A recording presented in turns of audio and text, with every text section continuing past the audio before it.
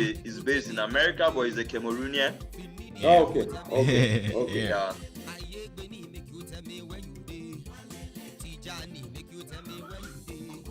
I mean, soccer. Did you also hear? Sorry, go on. Did you also hear about the killings in Maiduguri in the northeast today? Yeah, we don't. We don't know. Yes, I have heard about it. It's very sad. It's very sad. We keep on killing each other day in day out. It doesn't. I don't know where we're going, man. I don't know. It's really sad and soccer, so vicious that innocent people were killed in that manner. Innocent people die every day. We don't know. It's only prayers. God will save us by the grace of God. Only God. Yeah. Amen. And I think we need to teach this boy a lesson. Amen. But the thing is that we believe in prayers anyway. Allah will help us. Mashallah. But the thing is that Allah has already helped us. We just have to really go and grab it. We just have to do the needful. Yeah. That's just it. But we cannot. No religion tell you to kill one another. Whether the Christian or the Christianity and Islam. Islam is peace. Yeah. True. So Islam is peace. There's no no religion tells you to kill your brother, to kill each other. Yeah. I mean, killing. That's already one way of like disobeying Allah. Yeah. But not only direct disobedience, but also putting yourself before, because right. you are destroying what someone has created. It means you're ignoring them. That's right. I agree with you, bro. It's like, I think it's like the greatest. Is the greatest. How do they call that scene? Shape? Is it shape? Shake? Yeah. Idolatry, because you worship yourself eventually. Yeah. That's right. But God is seeing everyone anyway. God is seeing everyone. Yeah. So, Oga Garba, just so you know, I've sent you the link. Yeah, and it's waiting. Yeah, we're live on Facebook. Let me share on my wall. Yes, sir. Okay. If you like to share it, we'll be happy if you can share it on your Facebook. I've sent you the link on our live on Facebook, so maybe you can take a minute to share it. No problem. Go ahead. Thank you, sir. Okay, no problem. Okay, so please join and share. I'm sharing to my wall. Done. So I see Blaze Kwajika is there already. Hi Blaze, it's been a minute. Thanks for joining. Hope all is well. The year is coming to an end and the new year is in line. It's in the lineup. Just like in soccer, the next 11 years are in lineup waiting. I hope that we make it. Oh yeah. Yeah. Then the other years now are the reserves. That's 2032. The years after that, the reserve down the bench, waiting.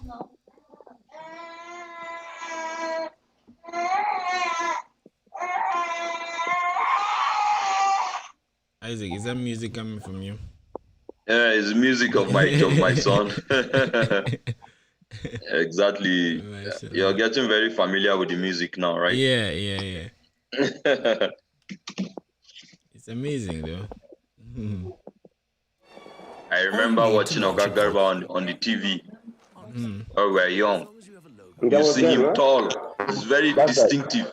Yes, sir. So Oga, have you finished sharing? Yes, I've finished. Okay. Oh, good.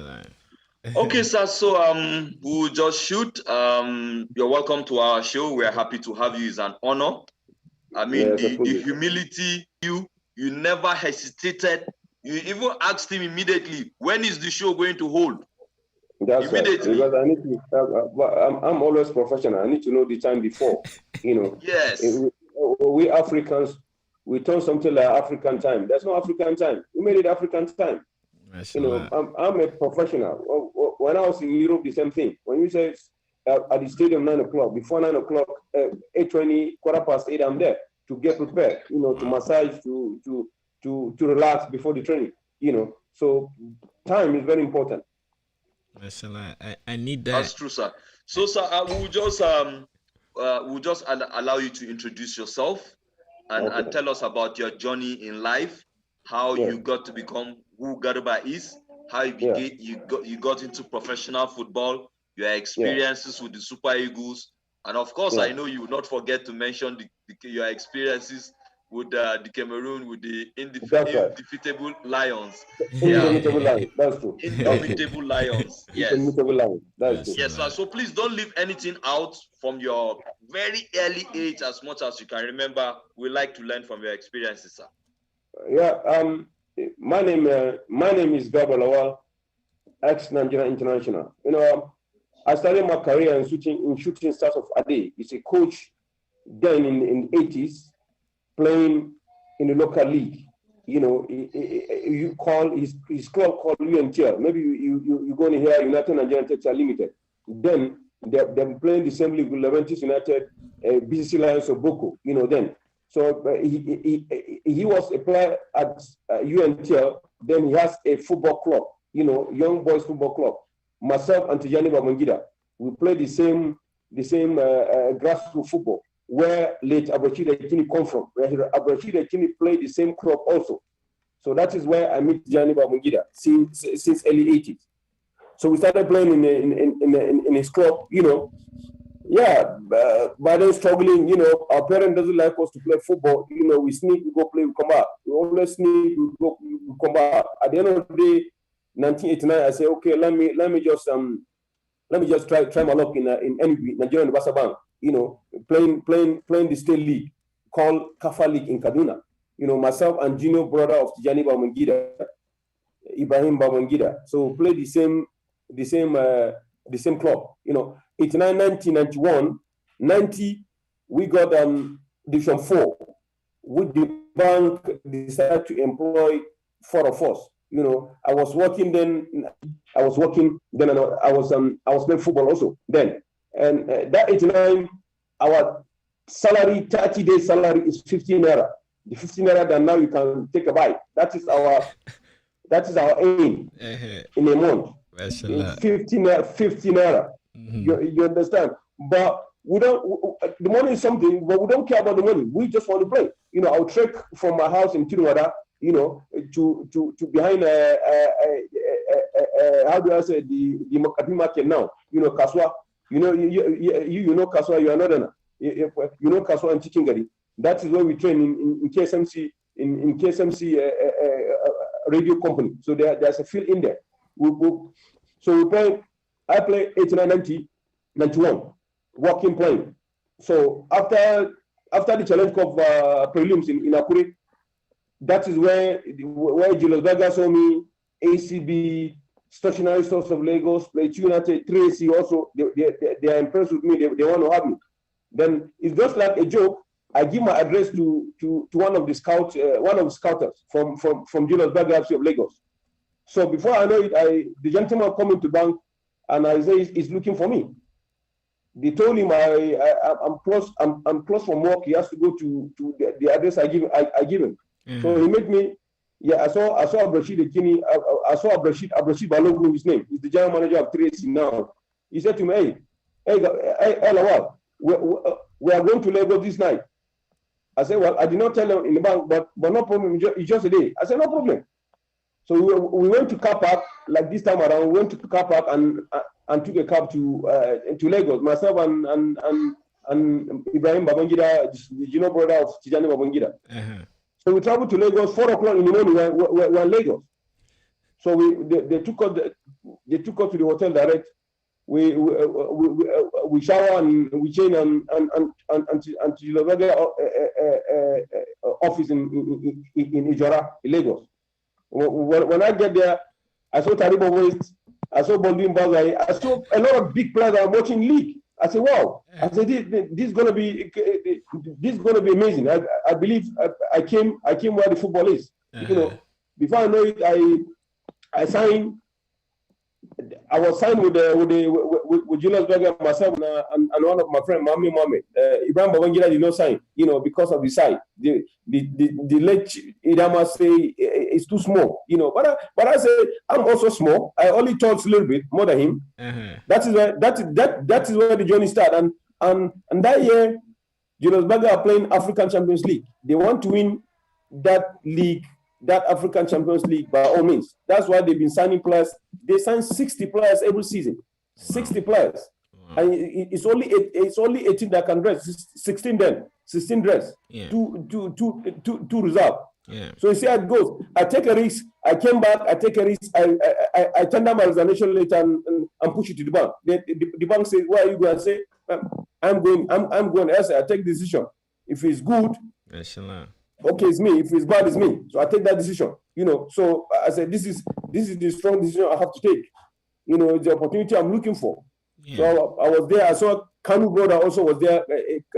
A golden Kanu. A Papilo, he's the little Papilo, he was in the team. Monday Ogavon senior brother also was there. Monday Ogavon was there. Osti Ogavon senior brother. He was in Bega also, So that is where the challenge started. I started as a teenager, but because of my abilities, my abilities, then I start excelling. I have a good left foot, good shoot from 25 meter, 30 meter. I can shoot.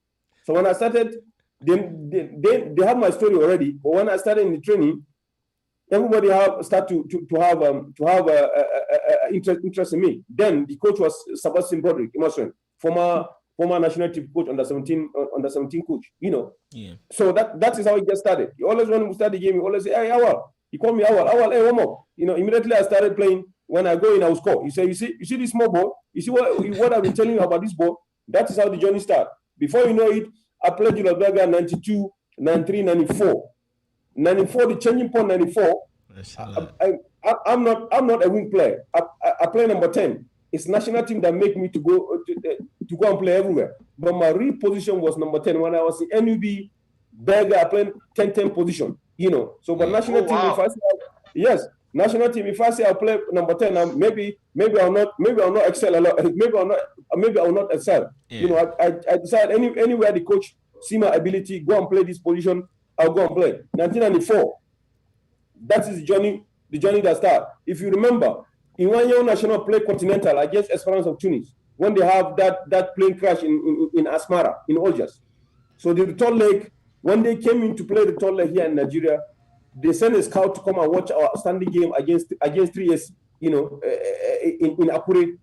We play a game with Tracy in Lagos. The match abandoned, our supporters fight. So they took us to neutral ground. That is when an Arab man came in and watched the game. After the game, he came to me and said, "Hey, talk to Lawal for me." He came in and said, "Hey, you are the kind of player that Esperance of Tunis looking for." I said, "Me? Are you sure?" He said, "Yes." I thought, yeah. I thought it was a joke, After the game, we talk. Then from there, we are going back to Owerri, to our Challenge Cup prelims. Those Arab men, they are playing their game in Owerri against Nwanyo National. After morning training, I came back from morning training now, resting in my room. Then my roommate came in, he's a goalkeeper. He came in and said, you remember all those Arab people in Akure? I say, yes. They came in, about 6 of them with the president. The coach said I should call you. I say, me again? Are you sure? I said, coach said I should call you. One day I saw the same Arab man that talked to me in Akure.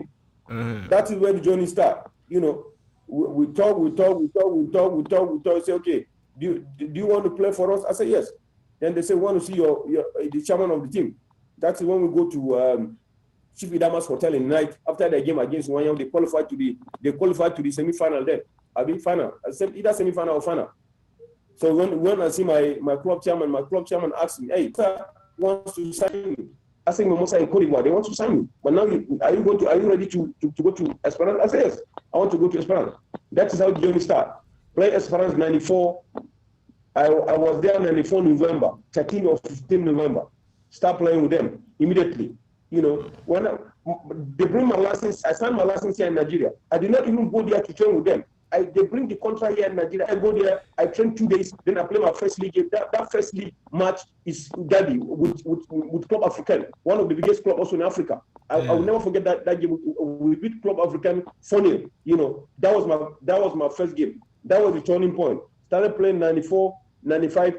The day I want to go back Esperance January. I came to for holiday 3 days. I saw late Amadou Shagu in the airport going to play a friendly match between Nigeria and England, Wembley.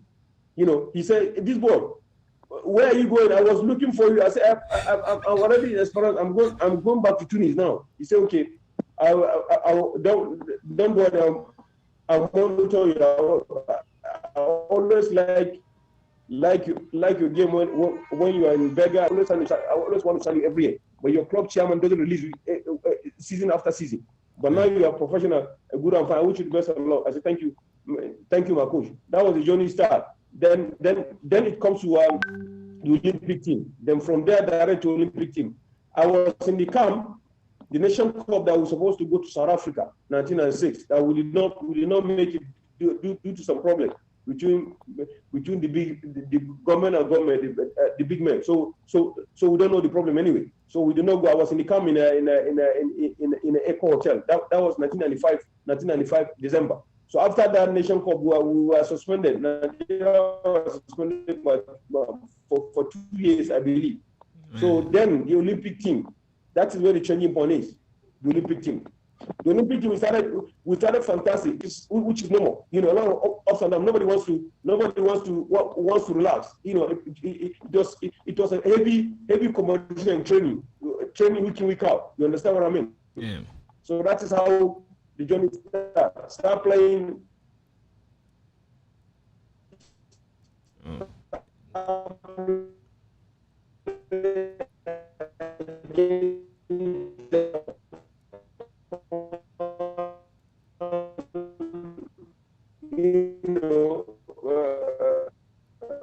Hungary, we win 2 games, lose against Brazil.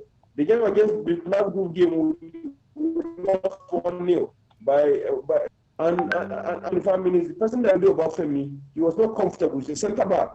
He's playing central defense, so it's not comfortable. So Bonfrey was saying, well, you change Obafemi, but you want to play left football. I have never trained left football in my life. I have never trained, even in training, just to say, okay, let me play number 3 today. No, I've never done that.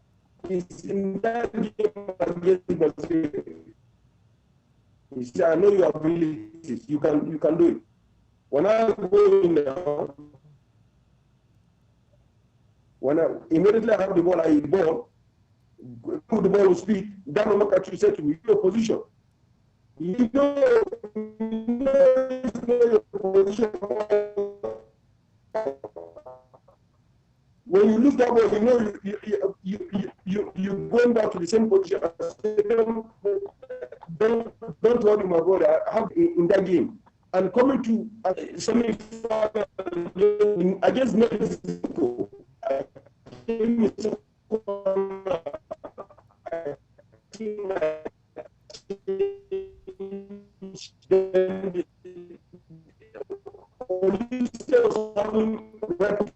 on that game. Oops, internet. Mashallah. I like the flow. Yeah, man. Like, Isaac, you know, it reminds me of a lot of things, especially when one has a dream. That's how the dream starts coming into your reality, like that. Like one after the other, one after the other. Yeah, it's amazing. And you know, when you have a dream.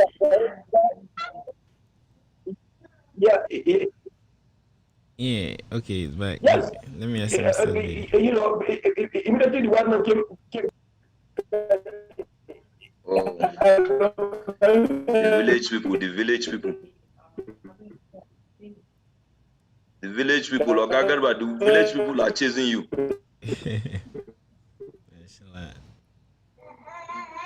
Maybe he can disconnect and connect. Okay, back. Yeah. So I can see the Yeah, I think we had some internet glitches.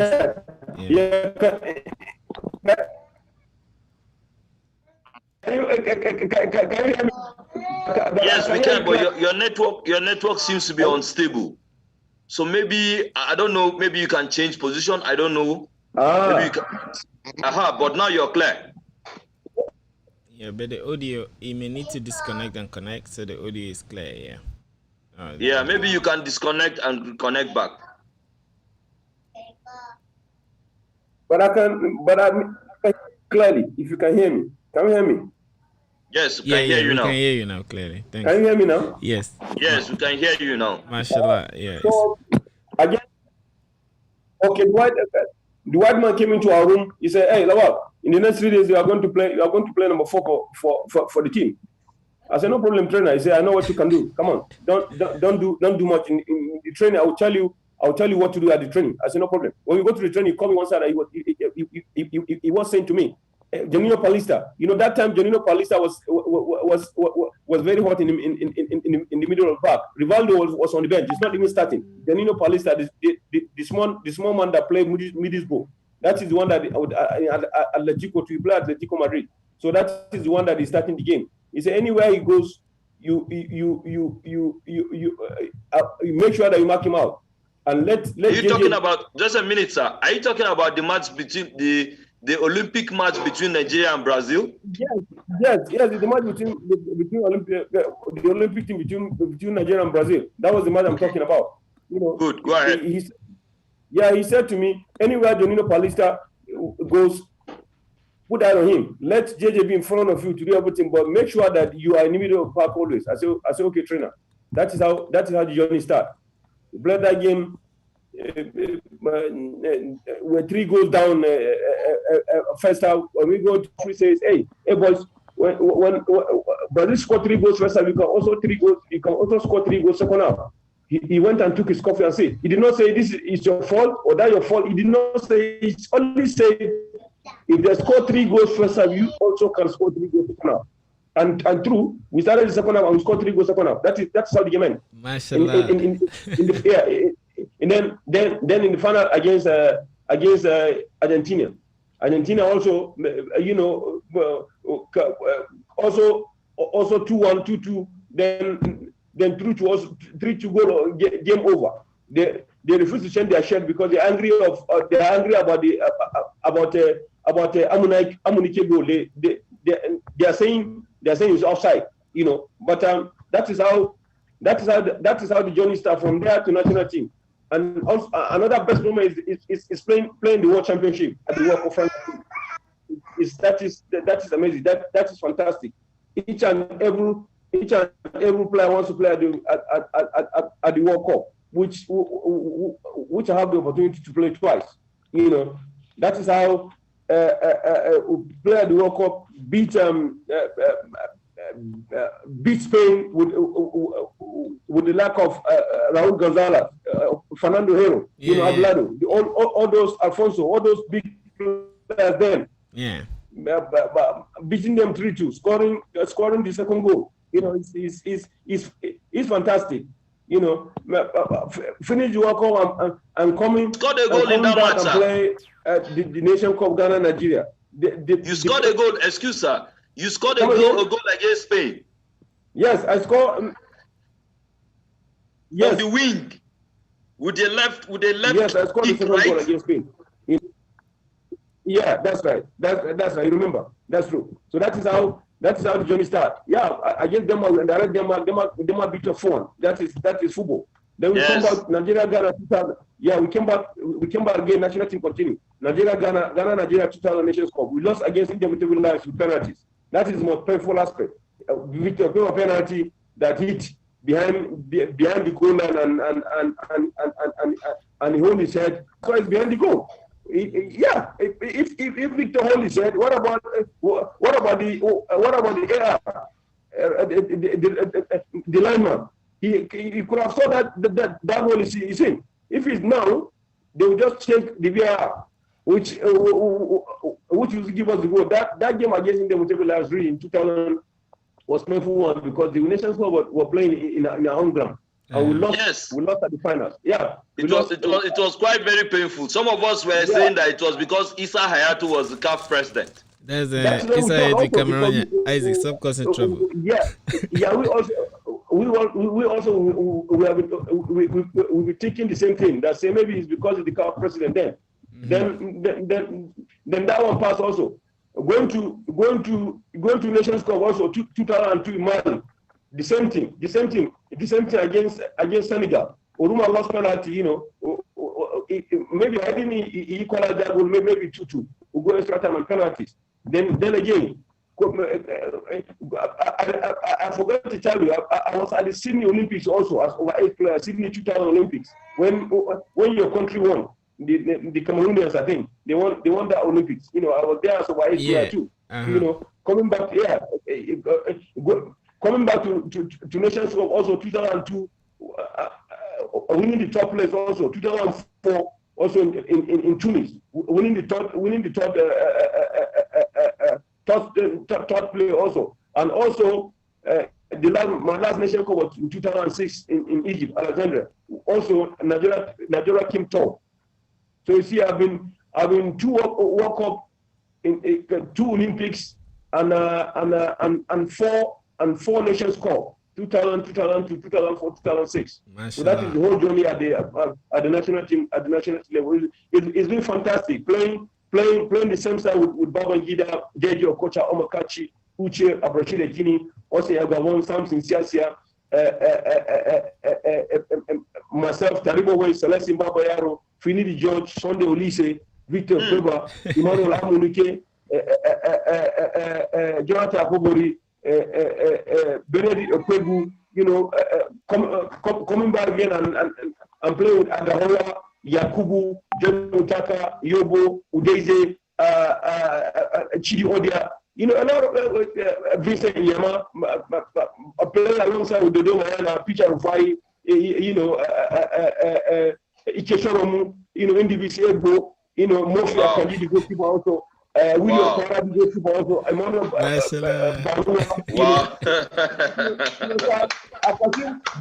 Dosu Joseph also, our goalkeeper in the Olympics. A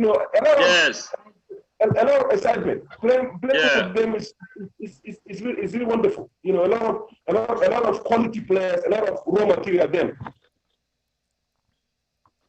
So can you tell us the Cameroonian players that we are lucky to play with? Yeah, I've been playing to play with. I've been lucky to play with Echo. Samuel Echo, Mboma, Ikala, the goalkeeper also, Ali Mbuka. I can remember. Yeah, Ali Mbuka. Yeah. The one that you used Olembe, something like that. Solomon Olembe. Yeah, Olembe and Lauren also. Lauren, Joel Ipale Benatutan. He was my teammate in Holland. He met me in Roda Jesse. Benatutan. Okay. Joel Ipale and this striker, I think Job. Yeah, Job. Desiree Job. Yeah, Desiree Job.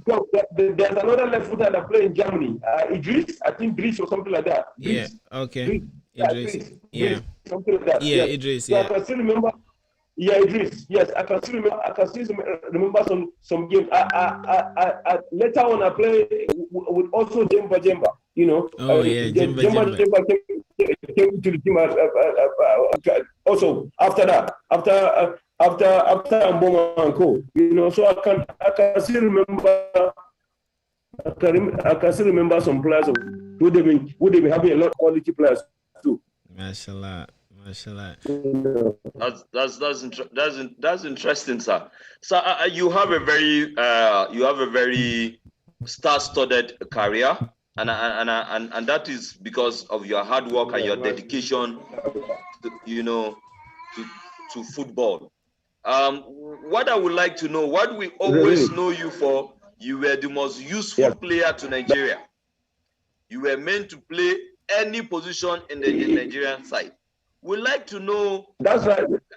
Can you share with us how you acquired those skills? Well, how did you make yourself so humble, so disciplined? It depends on what the coach saw in you. A coach will change your mentality, and if you see your methodology, your method and philosophy will match is kind of good, or it will match the kind of pattern he wants to play in the field of formation. He can decide and say, hey, Isaac, go and play. You are going to play left back for me. after tomorrow. So he knows it's not your position, but you know what he can do. He can only say to you, don't do too much. But all this kind of a thing in Holland, we call it tactical discipline. In Holland, whenever you have the ball, they will tell you, don't lose the ball. Play simple. Yeah. Play simple. Play simple. If you can play simple, you can play every position. But not everybody that has that ability. It's only few players that can have that. Yeah. If you're smart enough, if you're intelligent enough, you can play every position. But it's not every player. Maybe in a team, maybe you may have one player. Maybe if you have maybe one player. Anybody that you put in his position, another position, he will tell you, I'm not comfortable, coach. Yeah. I cannot play. Yeah. You understand? But you must have that self-discipline. You must have that composure. You know, you must have tactical discipline. When the coach says don't dribble, the coaches like that. They want player that is disciplined. You don't pass the center line, immediately in center line stadium. Then if the ball is coming back, you retreat back. So, but if he says when the ball is in another half, do not cross the line, and you cross the line, it seems that you are not ready to learn. So that is where the problem comes with the coaches. You know, that's why they like players that listen. You know, and listen carefully, and to do what they say. If you make mistake now, the coach doesn't care. He said to you, you already said, do this, and you don't worry. It's normal in football. You must make mistake. So that is how it goes. Mashallah. Hello. Yeah. So and you must have that self-confidence.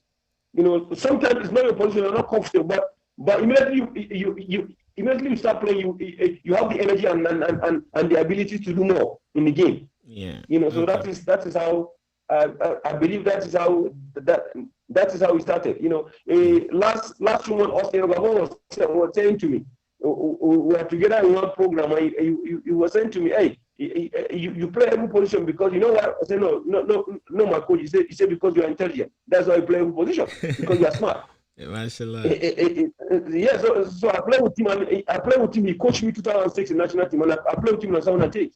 So you see. Yeah, I see. So then about self-discipline, you mentioned self-discipline and even intelligence. Yeah. So are those things, are those attributes things that we're born with, or are they things that we train ourselves to acquire?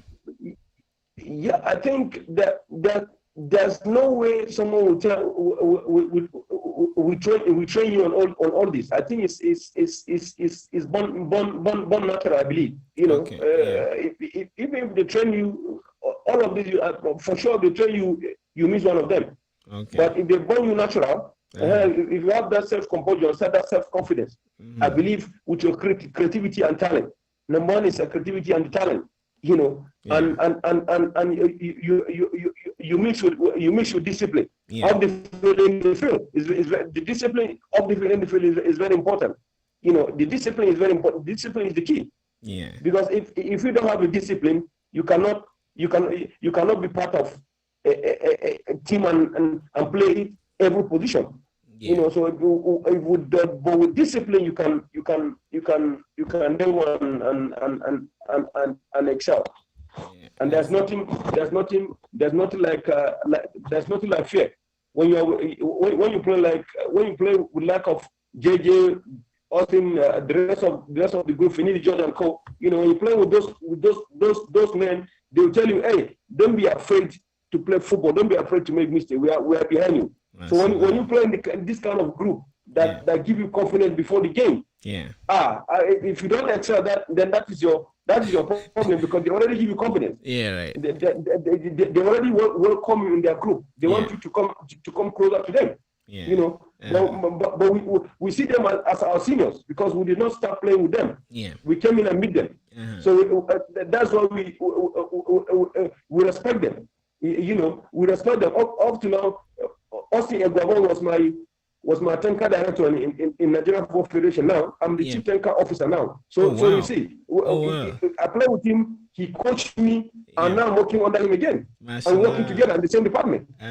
Mashallah. So you see, that is amazing. Yeah, you know. Yeah, I see. We already know each other. We already know each other before now. Yeah. So it's easy for us to work together and to work together. Yeah. You know. I see. And there's one aspect that you mentioned that has been ringing in my head. Like you could play every position in the field, but that's also coupled with the fact that when they asked you play here, play for, you went to play. So nowadays, we as youth in our various professions, we often go and want to stick with the job description. Let's say I'm a computer programmer. If I go somewhere and they want to change my job offer and tell me maybe to start creating some documents or managing people, I'll be like, no, that's not what I came here to do. And it looks like that's how we miss a lot of opportunities. So what is it that we need to do? Because it's also confusing that you go somewhere to go and execute the role and then they try to change the role. So as someone who is growing, what should we have at the back of our mind so that we can actually adapt to situations as they arise? Yeah. First of all, as someone that is coming up, you look in the then that Olympics we have only 18 players registered. It's not like now that you can register 20 or 22 players. You can register 22 or 23 players. Then it was 18, and then you cannot say no. I'm not. If you say no, you are the savior. It's like you are the option. Everybody is looking off to you and say, hey, today you are the man. You have to save everyone. You have to sacrifice. It's sacrifice. Yeah. You must sacrifice and save everyone, because if you say no, you are not playing. You are looking for the result. Who's going to play? The players have confidence in you. The coach have confidence in you. Yeah. So why are you saying no? Because there's no option. Whether you say no, you must play. Yeah. So it's better if you prepare your mind. Okay. Whether you say no, it's in competition. You cannot say no. You cannot say I'll pick my bag and go back home. It's not possible. You are already there. They register you, and you are 18. Whether you like it or not, for that 90 minutes, you have to save everybody in that 90 minutes. In the next game, the person that is playing the position will come back. It's not you playing that position to.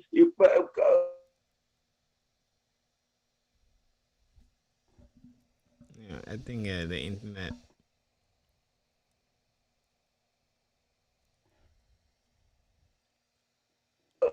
Go ahead, Paul. You know.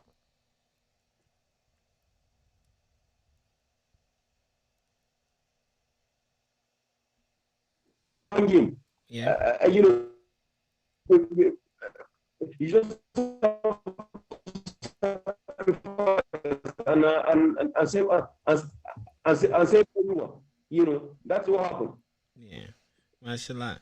And then also, as you are growing up as a player and also at the international level, how do you maintain your discipline? Because here in Cameroon, we know some players that when they go abroad, they start making more money, they become less disciplined and start losing their God-given talent. Not even only in Cameroon. Look at people like Ronaldinho. Oh, I think he disconnected. Okay.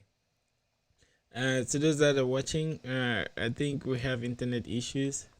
So Lawal just disconnected, but he'll be back. But feel free to comment, add your questions if you have any questions for him. And this is a professional. I mean, he's an expert in his field. He's taking the heights of his talent to levels where he competed at the international levels. And some of us, no matter what we're doing, it could be frying puff puff. It could be, especially nowadays, you could be an artist. You could be a musician, a computer programmer, a writer. We are the same. You would have to compete at the international level. So please feel free to ask questions that it could be in your field, but just ask, because these things are the same. They have the same underlying engine of discipline and blessings. Yeah. Oh, he's back.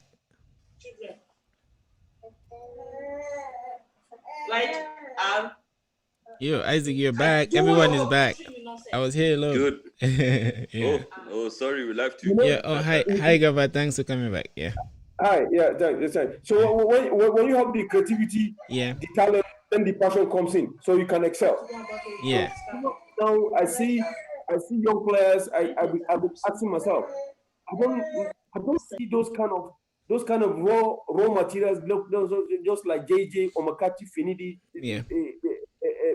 Babangida, Ulises. Where are the Taribos? Where are the Babayaros? You know, we don't have.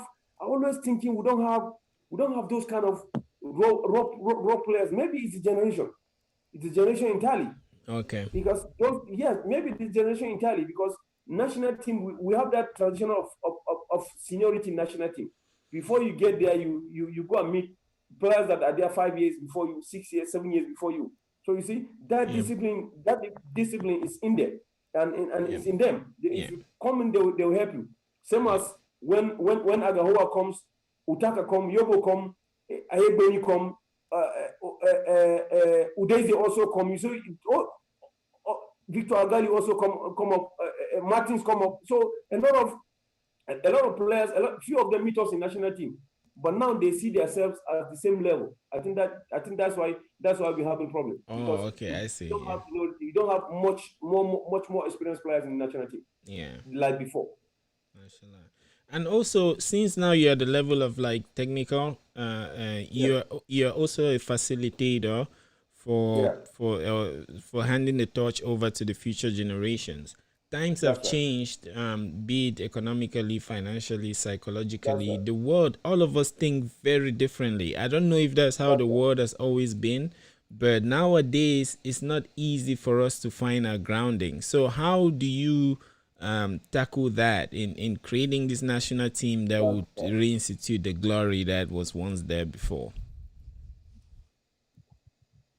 Well, I think the glory was there before. Is those days when we play, we don't think about money first. We want to play. Okay. We want to play the game. Yeah, we want to play. We're not thinking of money. We just want to wear the national team color, because you knew when they call you, then you look onto other players and say, wow, I'm among the 22 men that are going to use the jersey on Saturday. Even if I don't play, I'm comfortable to sit with these people. Mashallah.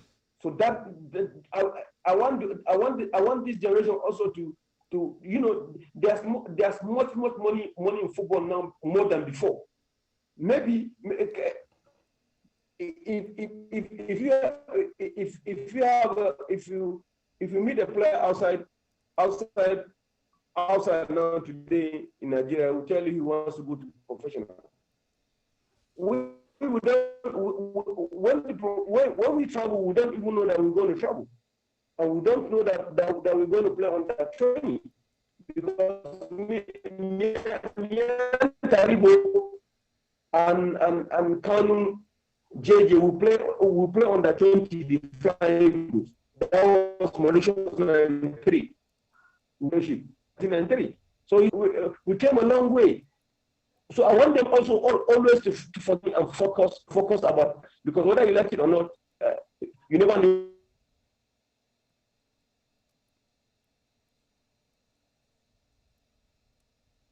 tomorrow. I remember my coach. I'll take you back to senior Olympics. Coach, you know that the plan.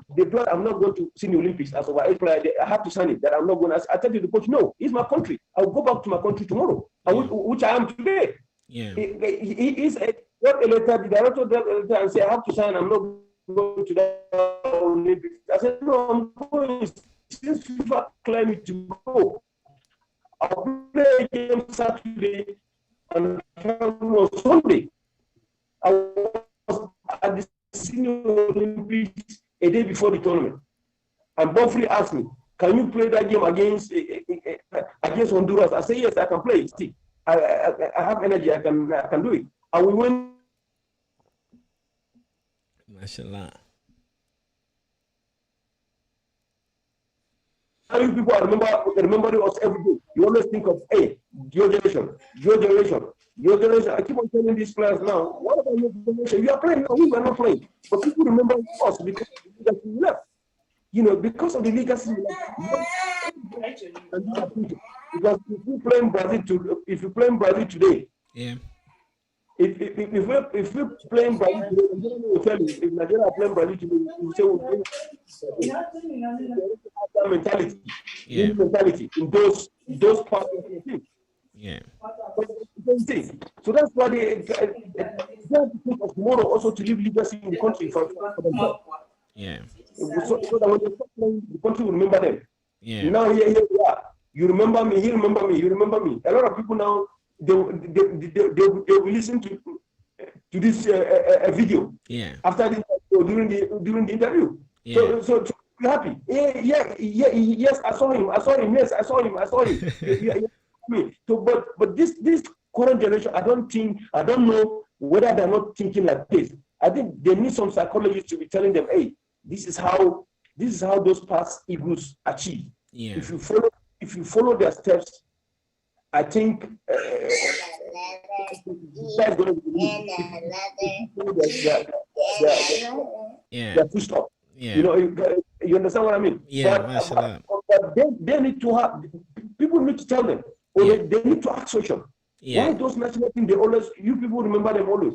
What do they do? Yeah. So from that, they start to tell you, this is what they do, this is what they do, this is what they do. You have to do this also. You must have discipline. You must do this. You must do that to achieve. Which is normal. Yeah. And that's why we're having this. That's why this space exists. It's part of our mission to hold these conversations that can show us the rough work of, because normally we just see the packaged products. We don't know your experiences. We just see you on the field and then we hail you, but we don't know what you have gone through. Yeah. I'm sorry to cut you. I always tell the young players, I'm a coach too. I coach a small team that will play national team last 2 years. It's just a financial. It's not management. More management is very difficult. Yeah. So we manage 2 years, and I bring some young players up. I always tell them to be disciplined. Yeah. If you have discipline, 100% discipline, you achieve. God will help you because you want to listen, you want to learn. Yeah. So if discipline is the key. I always give an example to myself. I say I know where discipline took me. It's discipline. I play in Holland. If you are disciplined, they will like you more. Okay. Before they know I'm there. Before they know it, I'm there. Before they know it, I came. Before they know it, I've never came late. They never find me. That they say train 9 o'clock. I came 9:30. I've never done that in Holland. That's why they are respecting me up to today because of my discipline. Even the national team, the same thing. When you open the camp, sometimes I'll come to the camp, nobody. I'll not meet anybody. I'll not meet anyone. Sometimes. Mashallah. Yeah. Brian, you can imagine a professional player coming to camp and not meeting anybody. Yeah. That shows you the number of the degree of his passion and commitment and discipline. Yeah. Mashallah.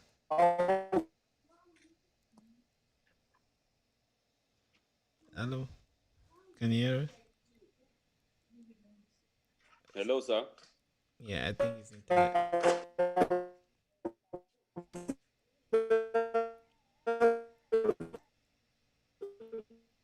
Oh, the internet. I think he can.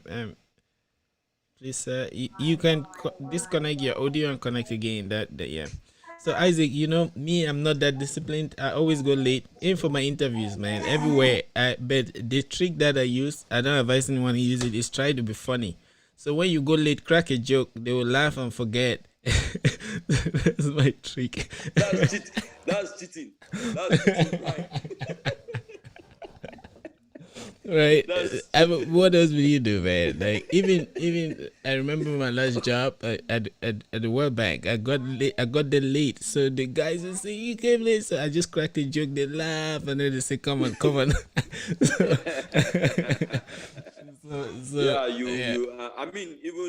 Even trying to crack a joke in when you know that you're late, it shows some level of humility. Yeah. It shows that you have identified that you've done something wrong, so you want to get in touch with their humanity. Yeah. Just so you get in. Yeah, but ultimately it's all about the discipline. Yeah. And I think truly that is what our national team lacks. Mm-hmm. And all of us. Yes. Mm-hmm. Pardon? I said all of us, and let's dive deep into that, because when we say discipline, what exactly are we talking about? Because life is so busy nowadays, so many bills to pay, that we don't really have the chance to teach our kids what exactly we mean by discipline. And for some of us, when we hear discipline, we remember the stick in school, because the discipline master was the one that was the wildest. So we don't really understand what discipline means. When you hear discipline, you remember the teacher with a big stick. You see what I mean? So somehow it's dissociating from real essence. Oh, Isaac, you have to unmute. Isaac, you're muted. You have to unmute. Let me ask. Yeah. I think basically discipline is knowing what to do, and doing it properly, and doing it at the right time, doing it promptly, doing it the right way, the way it's supposed to be done. Like him knowing that if he's invited to come to a camp, Garba Lawal shows in before everybody. He shows in before time. That is discipline. And you heard him when he said that when a coach tells you not to dribble, do not dribble the ball. You know, that is the calamity some of our players, some football players find themselves. They just enjoy to hold the ball. And no matter how talented you are, if you don't play according to the way the coach wants, you end up sitting on the bench. Yeah, exactly. Yeah.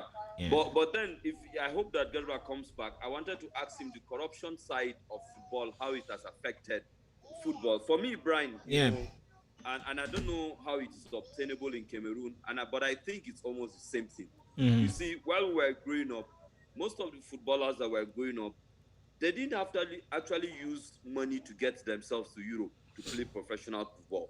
It's your capacity, it's your ability that gains you recognition from the scouts, and the scouts will take you to the next level.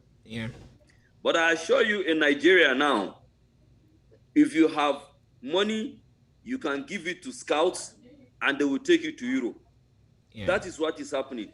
When I was a journalist, when I was a journalist, I covered SWAN. SWAN is a Sport Writers Association of Nigeria. We got to know all these things.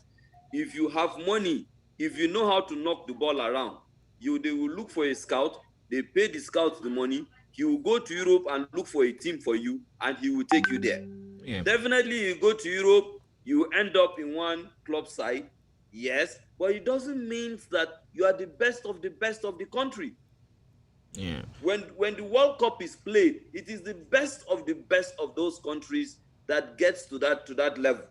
So most of the players that Nigeria has in the Super Eagles team right now, they are like fourth class players. They are not supposed to be in Super Eagles, no matter the kind of training that they are giving. They don't have the skills. They didn't grow through the levels. Do you understand what I mean? I understand, Isaac. Have you heard of big money? Have you heard the term big money as a journalist? Not yet. Okay. But I hear it now. Hear it now. So big money, you remember, there are two types of big money. It's pretty much almost like investment, but with all the baggage that can come in, all the things that can go wrong. They just associate that with big money. Remember clubs like Manchester City? You know that before they were not known, right?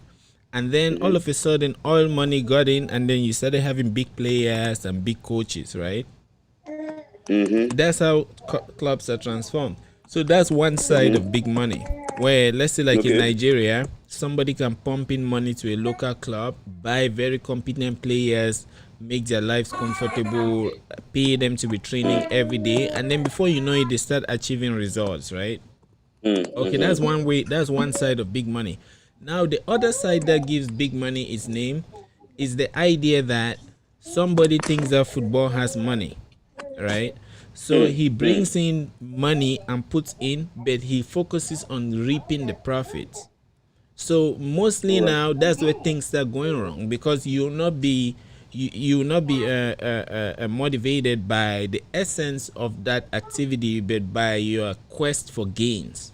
So it happens everywhere. Even if you look at things now like cryptocurrencies, there was a time when one Bitcoin was like $20,000. Then big companies, banks, they saw that that's an easy way for them to get money. So they started coming in now to pump in money. But when they come, they're coming with their own ways of thinking. So it starts messing up that network. You see what I mean? Yeah, so big money, that's it. Even in journalism, right? Imagine now that, let me show you how big money can work in journalism. So imagine you, Isaac Abrak, you are covering Boko Haram insurgencies and stuff like that, and you're struggling, dodging bullets up and down, and then you get an award. So somebody now says, this story is selling, or these kinds of stories are selling. So I want to make money. So he comes now and he pumps in money into your venture, right? So much so that he's no more interested in the truth and all the things that you put in as that original journalist to get the truth out, that he just wants the stories out constantly so that he can be making enough profit. So you see how even if they pump you millions of dollars and you start going there with helicopters and stuff, you start telling stories a kind of way that is more about you making money than you actually doing the job. So now think of it in medicine, in computers. So that's what big money. That so whenever you hear big money, that's what they really talk about, like big money. It's almost like selling your soul. Basically, it's all about making the money and not caring about the value, about the content of what you're giving to society. So that term big money, they use it here is like when big money comes, and that's why they always advise entrepreneurs that be careful with big money. Because when big money comes, you lose your soul. You no more do what you wanted to do. You start following the objective of your those that are providing the funds. Even in politics, when big money gets into politics, look at what happens. It becomes a problem. It becomes a problem, if that is why in Nigeria here it's also a problem. They are trying to insist that and cap the amount of money that politicians will use during campaigns. But I don't think they've been able to control that, because any rich man can just come with his money and buy people's votes and campaign and all of that, And when people just look towards the money, when he gets into office, and this is why most of African countries will find ourselves exactly, and that's what we're talking about. Exactly. So it's not easy, and because like chatting with Garba, I've been thinking of all these things, discipline, all of those. There is a reason why we're losing those. Not so big money is just one part of it, but I think that we lack the world has become so busy that we don't have time to really go to the essence of those things. What do I mean by that? Now you are not just trained as a Nigerian in whatever you do. You are trained as a Nigerian who will be competing at the world level. Right? What do I mean by that? You as a journalist, Isaac, when you post, you are not just writing for Nigerians. You're not just writing for your neighbor. You're writing for the whole world. You see? So you see now that whatever we do today does not end at our level.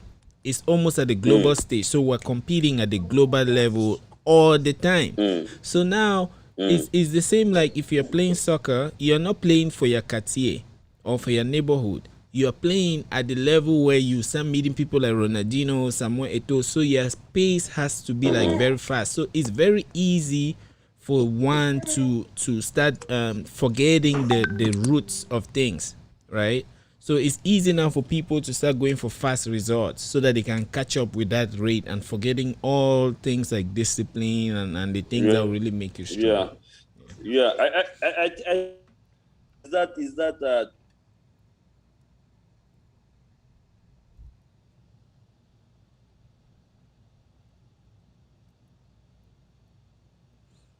I think battery problems. Oh, but thanks, Ayashim has actually posted 2 comments. I was going to read it, but Garba had internet issues. Yes, Garba actually. Hello, Brian. Yeah. So Garba, he has internet issues, and that he feels sorry for that, but that he's going to. Maybe we'll organize another day for him to come back.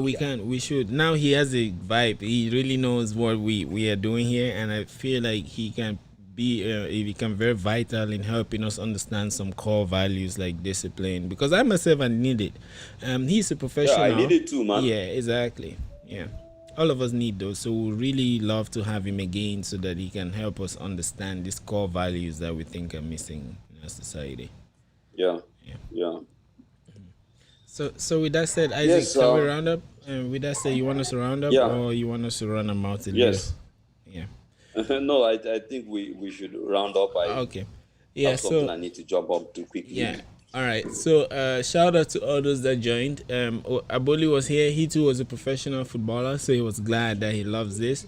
Ayashim, it's been a while. We have been busy up and down. Hope Allah is taking care of you. You know, he would always.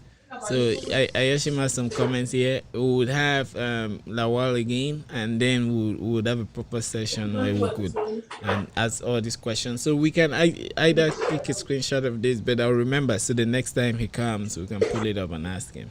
Yeah. So thanks Ayashim. Yeah, bye. Cheers. Bye.